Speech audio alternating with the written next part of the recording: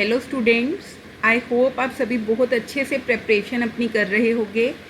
आपको पता ही है स्टूडेंट्स, अब तो कुछ ही दिन रह गए हैं आपके एग्ज़ाम्स में। मैं बार बार कह रही हूँ कि वीडियोस को डेली देखिए, ठीक है। कोई भी डाउट आ रहा है आप कमेंट कर सकते हो, आपके कमेंट का रिप्लाई किया जाएगा।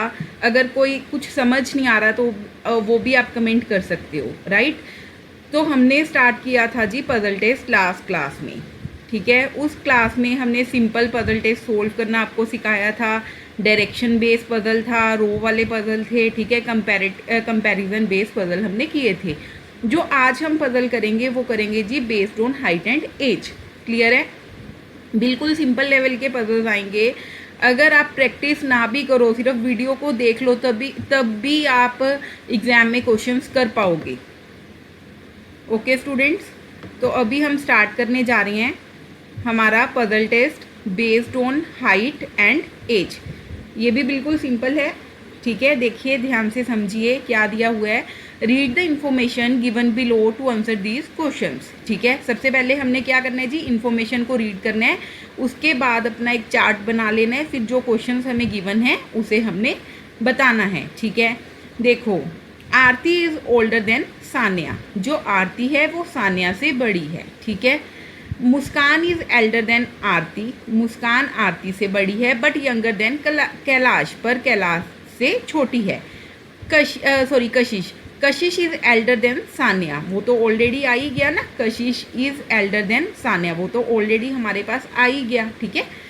Sania is younger than Muskan. Sania is younger than Muskan, ये भी हमारा ऑलरेडी बन ही गया, ठीक है। Gargi is the eldest. तो इन्होंने क्या बोले, गार्गी सबसे एल्डिएस्ट है। सबसे पहले गार्गी आई, फिर कशिश, फिर मुस्कान, फिर आरती एंड देन सानिया। ये आपका बन गया, ठीक है। Who is the youngest. Who is the youngest, सबसे छोटा कौन है जी? सबसे छोटा है सानिया, सबसे छोटी सानिया है। उसके बाद age wise who is in the middle. अगर एज के अकॉर्डिंग देखें तो मिडल में कौन आ रहा है? मिडल में आ रही है जी मुस्कान। क्लियर है? अब आपसे ये हमारा क्वेश्चन हो गया, ठीक है। एक क्वेश्चन आपसे क्या पूछा जा सकता है? आपसे पूछा जा सकता है विच स्टेटमेंट इज सुपरफ्लोइस, ठीक है। आपसे क्वेश्चन नंबर क्या पूछा जा सकता है? Which statement is सुपरफ्लोइस। सुपरफ्लोइस का मतलब होता है कि किस स्टेटमेंट के बिना हमारा क्वेश्चन कंप्लीट हो सकता था। आपको ऑप्शन में दे देंगे 1, 2, ठीक है, फिर 3, 4, कुछ भी दे देंगे, ठीक है। ऐसे करके आपको ऑप्शंस दे देंगे,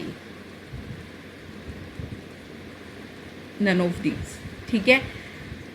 तो विच स्टेटमेंट इज सुपरफ्लोइस। सुपरफ्लोइस का क्या मतलब होता है? सुपरफ्लोइस का मतलब होता है कि जो इन्फॉर्मेशन हमें अपना पज़ल सोल्व करने के लिए ज़रूरत ना हो, पहले ही हमारा पज़ल में वो इन्फॉर्मेशन मिली पड़ी हो, ठीक है, या जिस स्टेटमेंट के बिना हमारा क्वेश्चन कंप्लीट हो सकता है उसे हम बोलते हैं जी सुपरफ्लोइस स्टेटमेंट, ठीक है।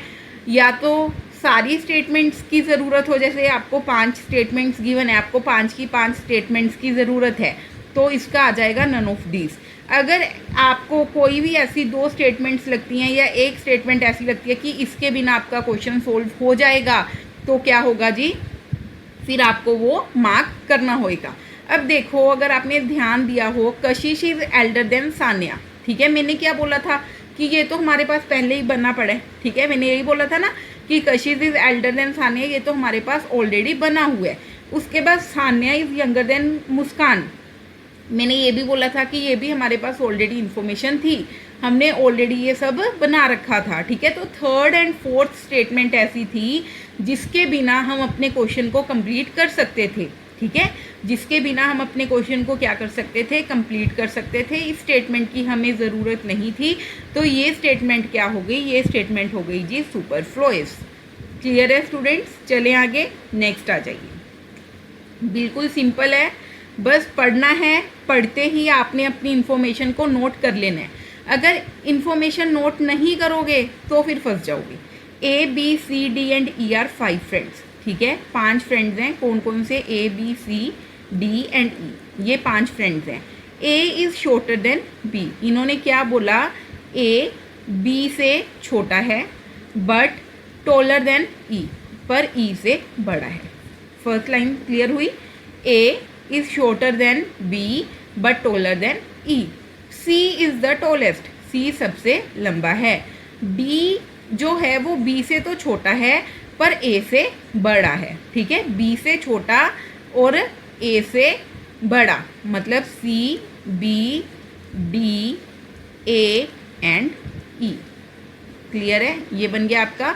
अब क्या आया, which has 2 persons taller and 2 persons than him her। अब इन्होंने पूछा कि कौन से 2 पर्सन, किस पर्सन से 2 बंदे लंबे हैं और 2 पर्सन छोटे हैं, मतलब मिडल वाला बंदा पूछा है तो मिडल में कौन आ गया जी, मिडल में आ गया D. Which has 2 persons taller, which has 2 persons taller, 2 बंदे लंबे, एंड 2 persons shorter, एंड 2 बंदे छोटे, देन हिम हर, तो आंसर क्या आ गया, डी आ गया। क्लियर है स्टूडेंट्स। नेक्स्ट आइए, 5 children were administered psychologically tests to know their intellectual levels. In the report, psychologists pointed out that child A, ठीक है, 5 children were administered psychological tests to know their intellectual levels. In the report, psychologists pointed out that the child A, जो A है, is less intelligent than child B, वो B से less intelligent है, ठीक है। जो किसी से छोटा हो या जो किसी से पतला हो, जो किसी से कम इंटेलिजेंट हो, ठीक है, आपने हमेशा उसे पीछे रखना है। या फिर आप ऐसे भी कर सकते हो कि बी हंस रहा है कि मैं ए से ज़्यादा इंटेलिजेंट हूँ, या सी हंस रहा है कि मैं बी से लंबा हूँ, बी हंस रहा है कि मैं डी से लंबा हूँ, ऐसे आपको याद रखना है, ठीक है। ये वैसे सिंबल मोर देन का होता है, चाहे मोर देन अगर आप याद रख सकते हो तो वेल एंड गुड है, नहीं याद रख सकते तो फिर आप हंस रहे कि मुंह खोल के हंस रहे, ऐसे याद रख लेना, ठीक है। 5 children were administered psychological tests to know their intellectual levels. In the report, psychologists pointed out that child A, जो A है, is less intelligent than child B, B से कम इंटेलिजेंट है। The child C is less intelligent than child D, अब जो child C है वो D से कम है। The child B is less intelligent than the child C, ठीक है। द चाइल्ड बी, अब इन्होंने क्या बोला है, जो चाइल्ड बी है वो लेस इंटेलिजेंट है चाइल्ड सी से, आओ जी। And child A is more intelligent than the child E, अब जो ए है, ठीक है, वो मोर इंटेलिजेंट है ई से, तो ई तो सबसे पीछे ही जाएगा, ठीक है, सबसे पीछे जाएगा, क्योंकि ई तो यहाँ आ ही नहीं सकता क्योंकि ए उससे ज़्यादा इंटेलिजेंट है। तो which child is the most intelligent, सबसे ज़्यादा इंटेलिजेंट कौन है, फिर सबसे इंटेलिजेंट है डी। क्लियर है, बिल्कुल सिंपल क्वेश्चन था। नेक्स्ट आ जाइए, in a shop there were 4 dolls of different heights, 4 dolls हैं डिफरेंट हाइट्स की, ठीक है। कौन कौन सी, A B C and D, A B C and D. D is neither as tall as A nor as short as C. अब इन्होंने क्या बोला कि जो डी है वो इज़ नाइदर तो एज टॉल एज ए, वो ए जितनी लंबी नहीं है, ठीक है, मतलब ए इससे ज़्यादा लंबी होएगी। Nor as short as C, और सी जितनी छोटी नहीं है, मतलब सी से ये ज़्यादा लंबी होएगी, ठीक है, सी से ये ज़्यादा लंबी होएगी। B is shorter than D, B D से छोटी है, बट टॉलर देन सी, पर सी से लंबी है, ठीक है। इफ़ मनी, अब क्या बन गया जी इसका, ए डी बी एंड सी। बस इसकी फर्स्ट लाइन में कन्फ्यूज़न है स्टूडेंट्स को, अगर किसी को डाउट भी आएगा तो फर्स्ट लाइन में आएगा। क्या डाउट आएगा, इन्होंने क्या पूछा है, डी क्या बोला है, D is neither as tall as A, जो डी है वो ए जितनी टॉल नहीं है, D is neither as tall as A, D A जितनी टॉल नहीं है, मतलब ए ज़्यादा टॉल होएगी। Nor as short as C, और सी जितनी छोटी नहीं है, मतलब सी से लंबी होएगी। फिर इन्होंने बोला कि B is shorter then D, जो B है वो D से छोटी है पर C से लंबी है। अब if Mani wants to purchase, अब अगर मनी परचेज करना चाहता है the tallest doll, which one should she purchase, तो कौन सी वो परचेज करेगा, ए, ठीक है। अब ये तो हमारा सही से सीक्वेंस बन गया, तो हमने ए ऑप्शन लगा दिया, ठीक है। अब इन्होंने फर्स्ट ऑप्शन दे रखा है ओनली ए, बी दे रखा है ओनली डी, फिर आइदर ए और डी, फिर आइदर बी और डी, फिर नन ऑफ दीज, ठीक है। तो हमारा ये तो बिल्कुल सही सीक्वेंस बन गया ना। अगर हमें कोई कंफ्यूजन होती है, हमारा सीक्वेंस सही ना बनता, तो हम आइदर वाला ऑप्शन इंक्लूड करते अपने आंसर्स में। अदरवाइज जब हमारा पूरा बन जाए, पूरा सीक्वेंस सही से बन जाए, तो फिर हम करेक्ट आंसर को ही मार्क करेंगे। क्लियर है स्टूडेंट्स? समझ आ गया ना? नेक्स्ट आ जाइए, नेक्स्ट आ जाइए। बिल्कुल सिंपल क्वेश्चंस हैं एंड ऐसे क्वेश्चंस आपको एग्जाम्स में देखने को भी मिलेंगे। ठीक है, नेक्स्ट आइए, क्या दिया हुआ है? If P is taller then Q, अगर P Q से बड़ा है, R is shorter then P। Second statement, R is shorter then P, sorry, P is taller then Q। ठीक है, R is shorter then P, R is shorter then P। S is taller then T, S is taller then T but shorter than Q। ऐसे कर देना, S जो T से लंबा है but Q से छोटा है। Who among them is the tallest? अब देखिए P और Q में रिलेशन क्लियर है कि P Q से लंबा है। ठीक है, फिर S और T में अब जो R है, R यहाँ भी आ सकता है, R यहाँ भी आ सकता है, यहाँ भी आ सकता है, यहाँ भी। R का जो रिलेशन गिवन है वो सिर्फ P के साथ ही रिलेशन बन रहा है। ठीक है, अब इन्होंने क्या पूछा है? Who among them is the tallest, तो टॉलेस्ट तो पता चल रहा है कि P ही है। अगर आपसे पूछा जाता who among them is the shortest, तो हम कांट बी डिटर्मिन्ड लगाते। क्यों लगाते कांट बी डिटर्मिन्ड? क्योंकि R का जो रिलेशन है वो क्लियर ही नहीं हुआ। R का रिलेशन सिर्फ P के साथ क्लियर हुआ है। R का जो रिलेशन है ना, वो सिर्फ P के साथ क्लियर हुआ है कि वो P से छोटा है। ठीक है स्टूडेंट्स, नेक्स्ट आ जाइए। In an examination Raj got more marks than Mukesh, Raj के जो मार्क्स हैं वो मुकेश से ज़्यादा हैं। ठीक है, but not as many as Priya, but Priya जितने नहीं हैं, मतलब प्रिया के ज़्यादा हैं। Priya got more marks than Gaurav and Kavita, Priya के गौरव एंड कविता जितने, मतलब कविता और उससे भी ज़्यादा मार्क्स आए हैं। ठीक है, फर्स्ट इन्होंने क्या दिया? Raj got more marks than Mukesh, Raj के मुकेश से ज़्यादा नंबर आए हैं, बट प्रिया जितने नहीं आए। ठीक है, but not as many as Priya, मतलब प्रिया के राज से फिर ज़्यादा होंगे। ठीक है, Priya got more marks than Gaurav and Kavita, Priya के अब गौरव एंड कविता से भी ज़्यादा मार्क्स आए हैं। Gaurav gets less marks than Mukesh, अब जो गौरव है उसके कम मार्क्स आए हैं मुकेश से। ठीक है जी, लगा दिया। But his marks are not lowest in the group, but उसके जो मार्क्स हैं वो ग्रुप में लोएस्ट नहीं हैं। तो फिर हम क्या करेंगे? पहले तो प्रिया ही आएगी, ठीक है, फिर राज आएगा, फिर मुकेश, फिर गौरव का तो क्लियर ही हो गया हमें। ठीक है, फिर बची कौन? कविता, तो लोएस्ट उसी के होंगे।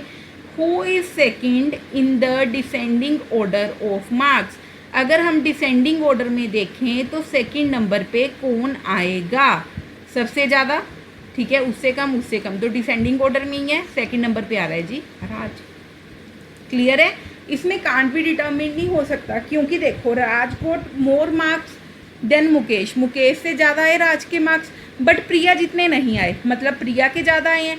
फिर प्रिया गोट मोर मार्क्स देन गौरव, प्रिया के गौरव एंड कविता दोनों से ज़्यादा आए हैं। ठीक है, तो प्रिया के तो हाईएस्ट हो गए, राज और मुकेश से उसके मार्क्स ऑलरेडी ज़्यादा हैं। But his marks are not the lowest in the group, but उसके जो मार्क्स हैं वो ग्रुप में लोएस्ट नहीं हैं। तो अब बताइए who is second in the descending order, तो हम सेकंड हमने देख लिया। ठीक है, तो लोएस्ट कविता ही बची, कविता के ही होंगे लोएस्ट, राज के तो हो नहीं सकते, क्योंकि राज के मार्क्स तो मुकेश से ज़्यादा हैं, ये आपको गिवन है। क्लियर है? नेक्स्ट आइए,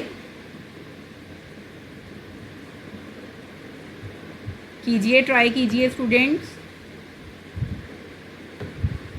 देखिए क्या आपको गिवन है, आपको गिवन है जी Daksh is taller than Manik, Daksh is taller than Manik. ठीक है, जो दक्ष है वो मानिक से बड़ा है, but not as tall as Rohan, but Rohan जितना लंबा नहीं है, मतलब रोहन फिर दक्ष से ज़्यादा लंबा होएगा। सोमेश इज शॉर्टर देन दक्ष। ठीक है, जो सोमेश है वो दक्ष से छोटा है, सोमेश दक्ष से छोटा है, बट टोलर देन फरहान, लेकिन फरहान से लंबा है। Who among them is the shortest. अब आपको बताना है कि इनमें से सबसे छोटा कौन है। पहले आया रोहन, फिर आया दक्ष, फिर आया मानिक, ये तो हमारी एक बन गई, ठीक है। अब इन्होंने दक्ष जो है, दक्ष से छोटा है सुमेश, ठीक है, सुमेश से छोटा है फरहान। अब जो सुमेश एंड फरहान का आपको रिलेशन है वो मानिक के साथ तो बताया नहीं है कि फरहान मानिक से बड़ा है या छोटा है, अब सुमेश मानिक से पहले आएगा या बाद में आएगा। आपको दक्ष के साथ रिलेशन दे दिया, लेकिन मानिक के साथ तो कोई रिलेशन गिवन ही नहीं है, तो इसका आंसर क्या आ जाएगा? इसका आंसर आपका आ जाएगा कांट बी डिटर्मिन्ड। अब इन्होंने सबसे छोटा पूछा था, ठीक है। अगर ये पूछ लेते who among them is the tallest, ठीक है, तो आ जाता आंसर रोहन। हमें टॉलेस्ट तो पता चल गया, लेकिन शॉर्टेस्ट के लिए हमारा पूरा पजल सोल्व ही नहीं हुआ, ठीक है। शॉर्टेस्ट के लिए हमारा पूरा पजल सोल्व ही नहीं हुआ, तो आपका आंसर क्या आ गया स्टूडेंट्स? आपका आंसर आ गया कांट बी डिटर्मिन्ड। क्लियर है? नेक्स्ट आ जाइए, Garima is taller than Sarita but not taller than Reena. Garima Sarita से तो बड़ी है, लेकिन रीना से बड़ी नहीं है। Reena and Tania are of the same height. Reena and Tania जो हैं वो दोनों सेम हाइट की हैं। Garima is shorter than Anu. जो गरिमा है वो अनु से छोटी है। हमें नहीं पता अनु यहाँ आएगी या। Amongst all the girls who is the shortest. Shortest तो हमें पता चल ही गया कौन, सरिता, ठीक है। ये अगर आपको यहाँ पे अब टॉलेस्ट पूछ लेते तो कांट बी डिटर्मिन्ड, क्योंकि अनु का रिलेशन हमें पता ही नहीं है कि अनु तान्या और रीना से आगे आएगी या पीछे आएगी, तो आंसर क्या आ गया? आंसर आ गया आपका सारिता। क्लियर है स्टूडेंट्स? चलें हम नेक्स्ट। समझ आ रहा है आपको? अगर समझ आ रहा है, क्लास अच्छी लग रही है, तो प्लीज़ कमेंट कीजिए ताकि हमें पता चले कि कितने स्टूडेंट्स देख रहे हैं, कितने स्टूडेंट्स को क्लास अच्छी लग रही है, कितने स्टूडेंट्स को क्लास समझ आ रही है। ठीक है स्टूडेंट्स, नेक्स्ट आ जाइए। डी इज़ टॉलर देन सी।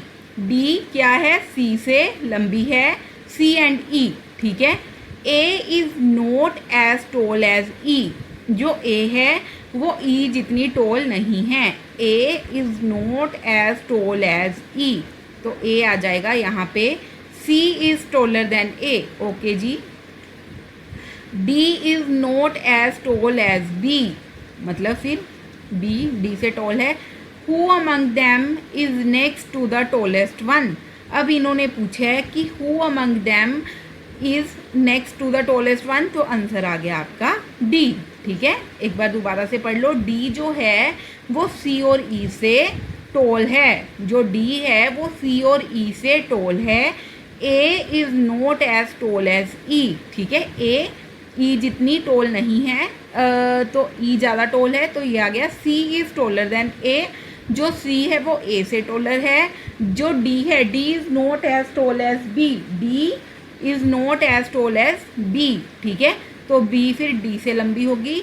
अब इन्होंने पूछा है who among them is next to the tallest one. जो टॉलेस्ट है उससे आगे कौन आएगा? Who among them is next to the tallest one, तो आंसर आपका आ जाएगा जी D। क्लियर है स्टूडेंट्स? किसी को कोई भी डाउट हो तो वो मेरे से पूछ सकते हैं। पूछोगे कैसे? अगर कमेंट करोगे तभी आपके डाउट्स क्लियर हो पाएंगे, ठीक है। नेक्स्ट आ जाइए। नेक्स्ट आ जाइए। आपको वहाँ एग्जाम्स में ऐसे ही क्वेश्चंस देखने को मिलेंगे, ठीक है। Read the following information carefully and answer the questions given below. Gopal is shorter than Ashok. जो गोपाल है वो अशोक से छोटा है। but taller than Kunal, but Kunal से बड़ा है। नवीन is shorter than कुणाल। जो नवीन है वो कुणाल से छोटा है।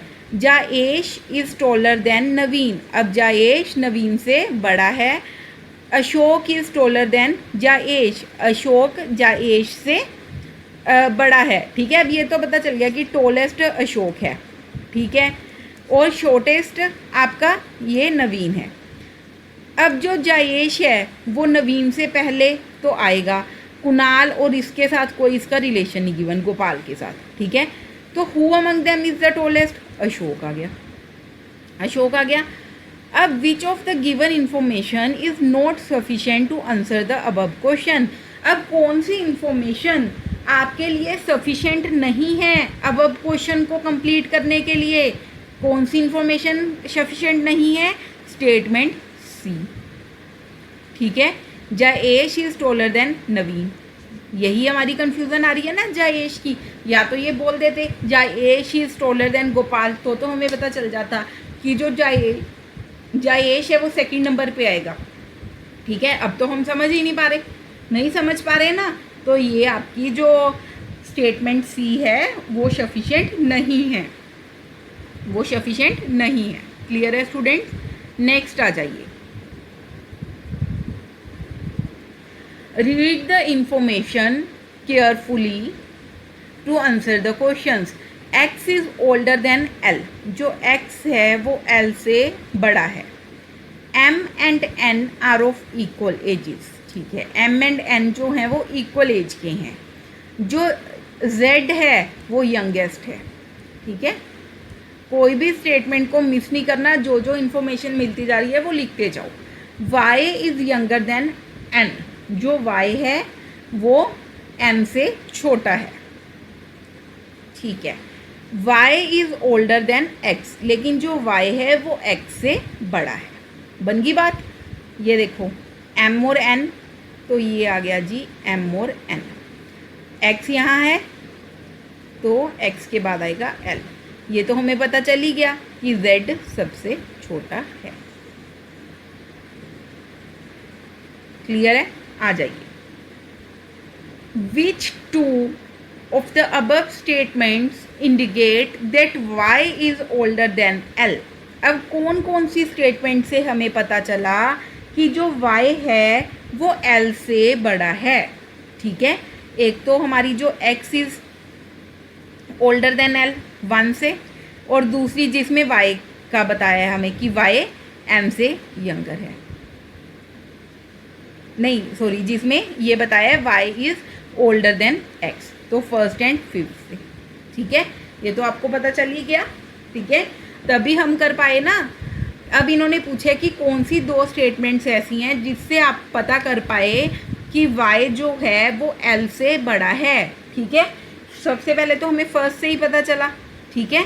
फर्स्ट से कैसे पता चला? हमें पता चला कि जो x है वो l से ओल्डर है, ठीक है। फिर हमें फिफ्थ से पता चला कि जो y है वो x से ओल्डर है, तभी आपको पता चला ना कि y is older than l। Clear है? नेक्स्ट आ जाइए।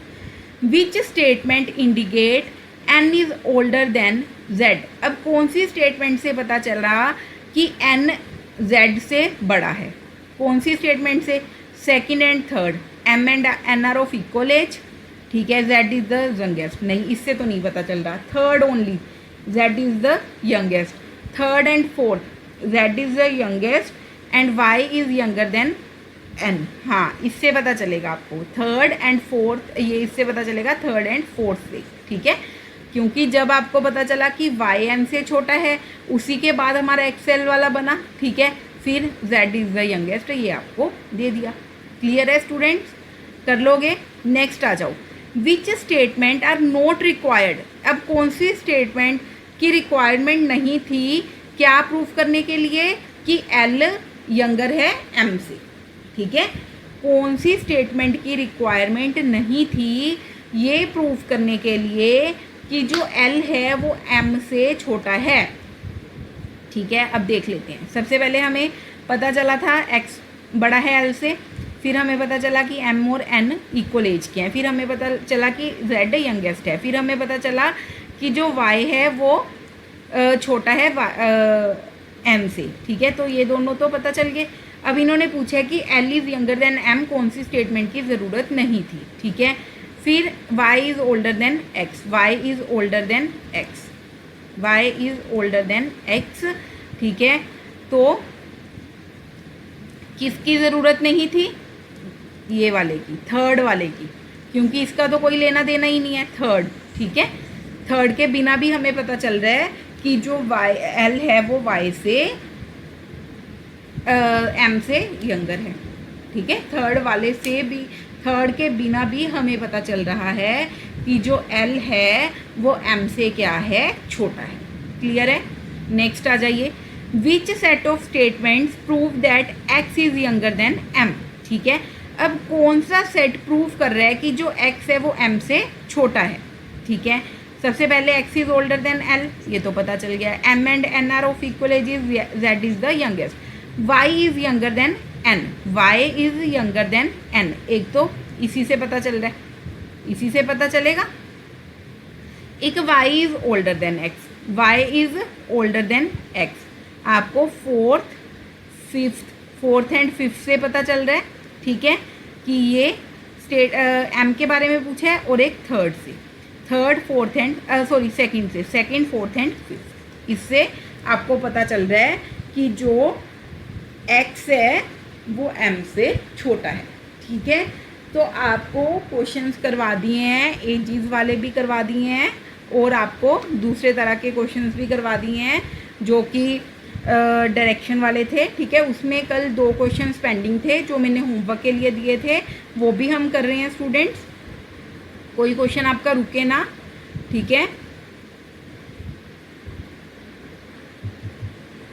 वो क्वेश्चंस भी अभी हम कर रहे हैं जो मैंने कल आपको होमवर्क दिए थे। Just a second.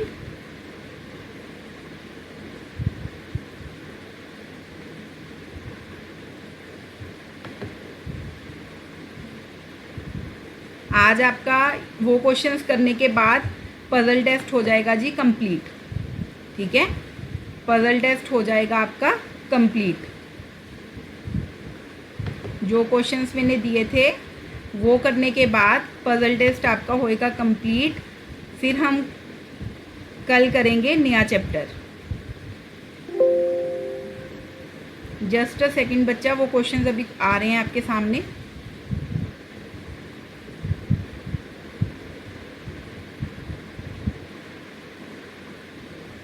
I hope आप सभी ने प्रैक्टिस किए होंगे।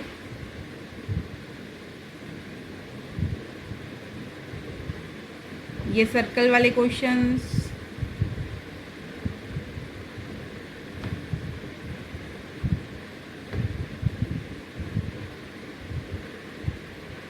ये दिया था एक तो। ठीक है, इससे पहले तो एक सिंपल क्वेश्चन ही था, वो तो आपने कर ही लिया होएगा, है ना, ईस्ट फेसिंग। चलो ये भी मैं करवा देती हूँ, ये भी मैं करवा देती हूँ स्टूडेंट्स। और आपकी एक टाइप बची है सर्कल, वो भी हम अभी कर लेंगे। ठीक है, एक टाइप बची है सर्कल, वो भी अब अभी कर लेंगे हम।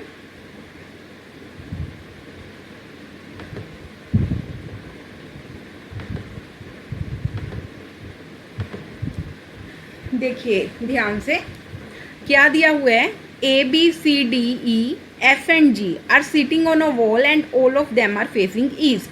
अब सभी क्या कर रहे हैं जी, ईस्ट फेस कर रहे हैं, जितने भी बंदे बैठे हैं। ठीक है, तो अगर वो ईस्ट फेस कर रहे हैं, ये उनका राइट हो गया और ऊपर इनका क्या हो गया जी, लेफ्ट हो गया। क्लियर है इतनी बात। अब स्टार्ट करें। C on the immediate right of D, जो फर्स्ट लाइन इन्होंने बोली कि जो सी है वो डी के इमीडिएट राइट पे है।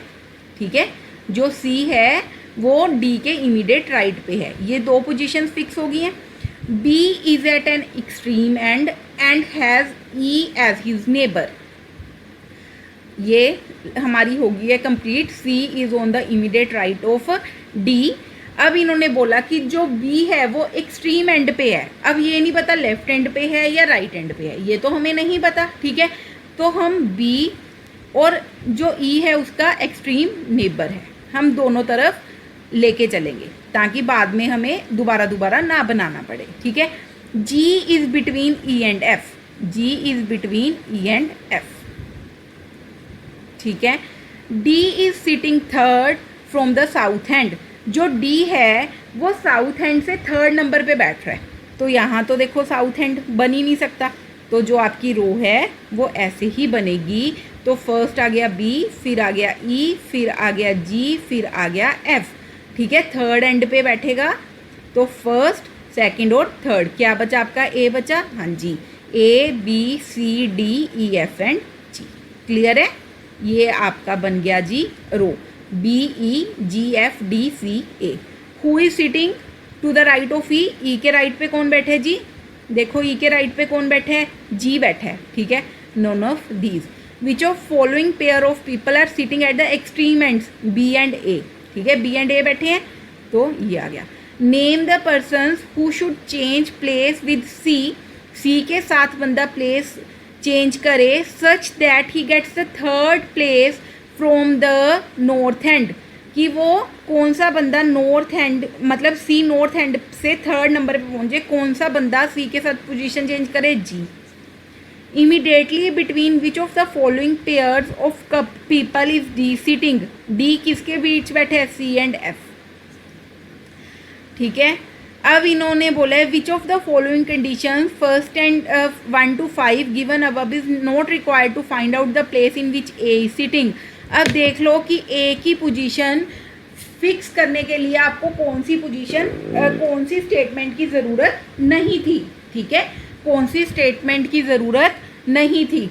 अगर आपको सारी स्टेटमेंट्स की ज़रूरत थी तो आप लिख दो ऑल आर रिक्वायर्ड, अदरवाइज जिस स्टेटमेंट की ज़रूरत नहीं थी वो आप लगा दो। मेरे हिसाब से सारी स्टेटमेंट्स की ही ज़रूरत पड़ी थी हमें, ठीक है, तो ऑल आर रिक्वायर्ड का हमने आंसर मार्क कर दिया है। क्लियर है स्टूडेंट्स? क्लियर है जी? चलें आगे। ये हो जाएगा ना, अब तो सिंपल ही है, वो मैंने करवा दिया, वैसा ही है, ठीक है। एक बार मैं आपको सर्कल वाले क्वेश्चंस करवा दूं, सर्कल वाले हम क्वेश्चंस कर लें। ये डायरेक्शन वाले आपके हो गए हैं, अब करते हैं जी सर्कल वाले क्वेश्चंस।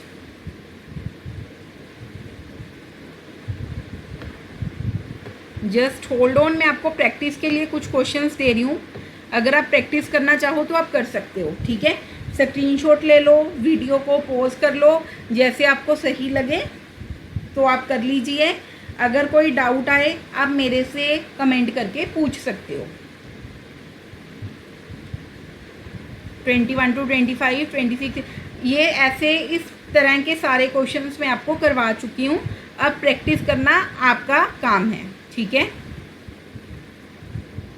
ये सारे क्वेश्चंस हम कर चुके हैं, प्रैक्टिस आपको करनी है। वीडियो को पॉज करके कर लीजिए, स्क्रीनशॉट लेके कर लीजिए, ये आपकी विश है।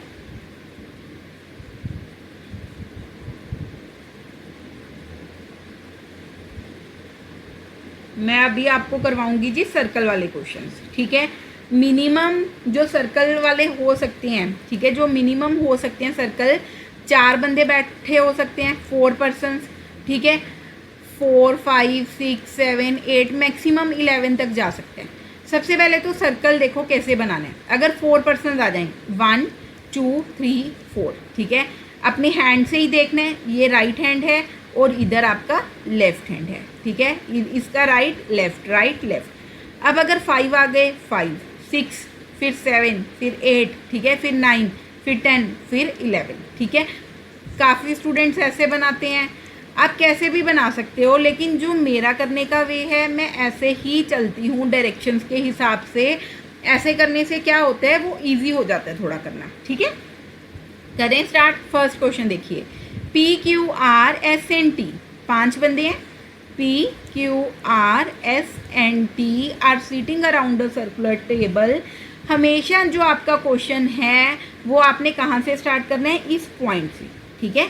हमेशा अपने क्वेश्चन को किस पॉइंट से स्टार्ट करना है, इस पॉइंट से स्टार्ट करना है आपको, ठीक है। फर्स्ट देखो क्या दिया है, R is to right of P, R P के राइट पे है, R is to right of P, P लिख दें, हमें कुछ नहीं पता, ठीक है, हमने हमेशा अपने क्वेश्चन को इसी पॉइंट से स्टार्ट करना है।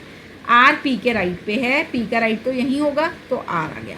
And is second to left of S, R जो है वो P के तो राइट पे है, लेकिन S के लेफ्ट पे है। अगर हम S यहाँ लिखें, ये तो S का राइट हो गया ये वाला, ठीक है, इसका लेफ्ट तो यही हुआ ना, तो 1 एंड, ठीक है। T is not between P and S, जो T है वो P और S के बीच में नहीं है, तो फिर T यहाँ आ जाएगा, यही पोजीशन बनी, ठीक है। अब कौन सा बंदा बच गया, Q बच गया, तो Q को यहाँ लिख देंगे। अब इन्होंने पूछा who is second to the left of R, R के सेकेंड लेफ्ट पे कौन है, आर के सेकंड लेफ्ट पे कौन है? ये तो फर्स्ट हो गया, ये तो राइट हो गया वैसे भी, और ये होगी आर की लेफ्ट। सेकंड लेफ्ट पे कौन है जी? क्यू।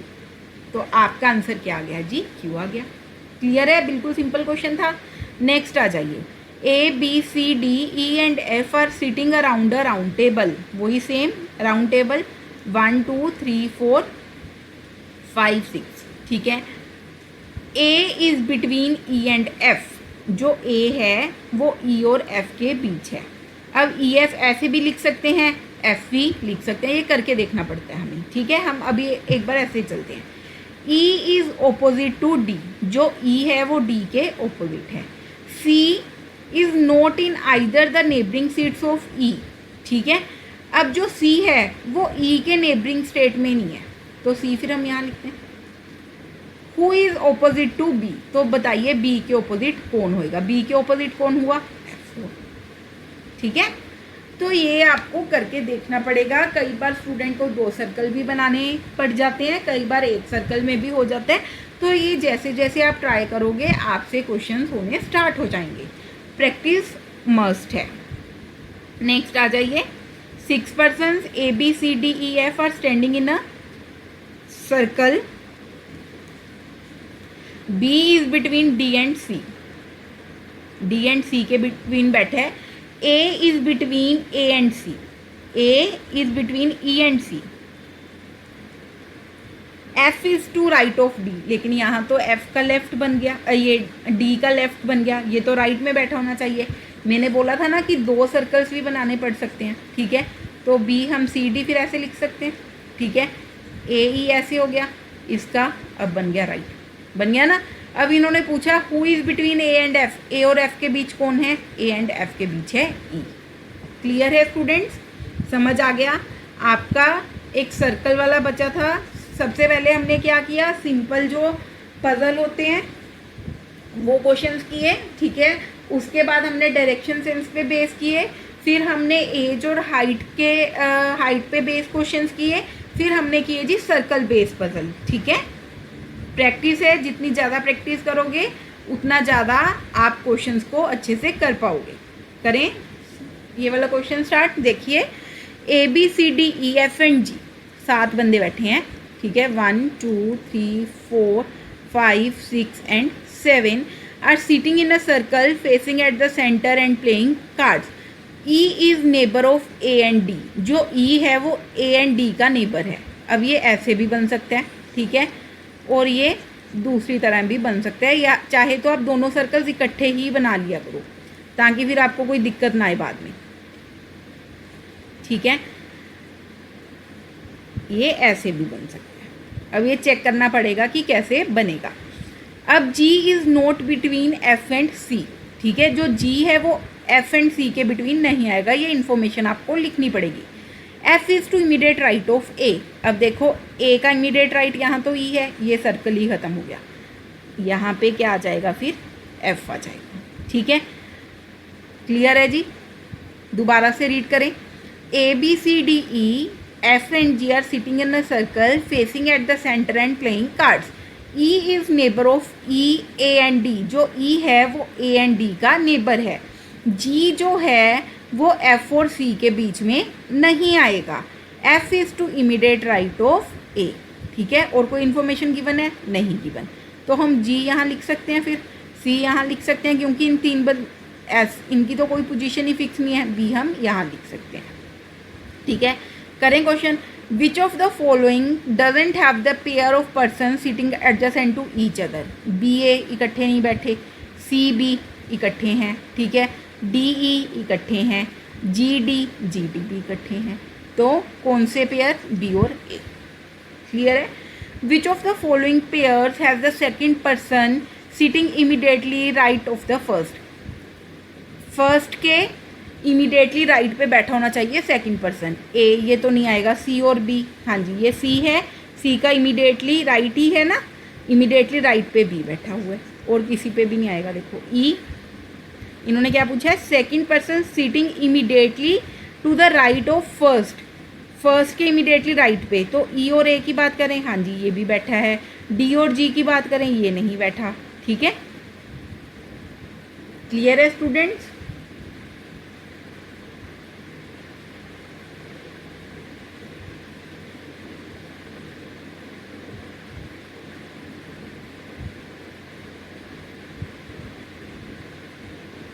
अब देखो ये थोड़ा कॉन्ट्राडिक्टरी हो सकता है, ठीक है, दो आंसर्स बन रहे हैं हमारे अकॉर्डिंग, लेकिन हमें सी और बी की फिक्स पोजीशन नहीं पता थी, नहीं पता थी ना, नहीं पता थी। हम बी और सी ऐसे भी तो सी और बी ऐसे भी लिख सकते थे। तो आपका आंसर यहाँ पे ई और ए आएगा, क्योंकि इनकी पोजीशन हमें फिक्स्ड पता है, इनकी पोजीशन हमें क्या पता है, फिक्स्ड पता है, ठीक है। आप ऐसे भी लिख सकते थे, बी सी और बी, ठीक है, ऊपर वाला क्वेश्चन नहीं इफेक्ट करेगा। What is the position of F, F की क्या पोजीशन है, ठीक है। सी की तो खुद की पोजीशन फिक्स नहीं है, तो इससे मत देखो, इससे भी मत देखो, ठीक है। To the immediate left of A, नहीं, राइट पे आ रहा है, ठीक है, तो इससे भी नहीं। To the immediate right of B, to the immediate right of B, तो आंसर आ जाएगा नन ऑफ दीज। हमें नहीं पता, क्योंकि सी और बी की पोजीशन हमें फिक्स नहीं पता। अब इन्होंने पूछा है who are the neighbours of B. अब बी के नेबर्स कौन है, इसमें डाटा इनएडिक्वेट आ जाएगा। डाटा इनएडिक्वेट क्यों आएगा, क्योंकि हमें बी की पोजीशन फिक्स ही नहीं पता, इधर आएगी या इधर आएगी, ठीक है। Which of the following person are sitting adjacent to each other from left to right in the order as shown. Left to right देखना है, बी जी सी। अब चलो करके देखते हैं, बी जी सी, ये तो राइट की बात कर रहे हैं, ठीक है, नहीं होएगा। एफ बी सी, एफ आ गया, फिर ये भी राइट हो गया, नहीं बनेगा। सी डी जी, ये भी नहीं बनेगा। ई डी जी, हाँ जी ये बन गया, देखो ई डी जी, और इनकी पोजीशन भी फिक्स हैं तीनों की, ठीक है, ई डी एंड जी, तो आंसर आ गया ई डी जी।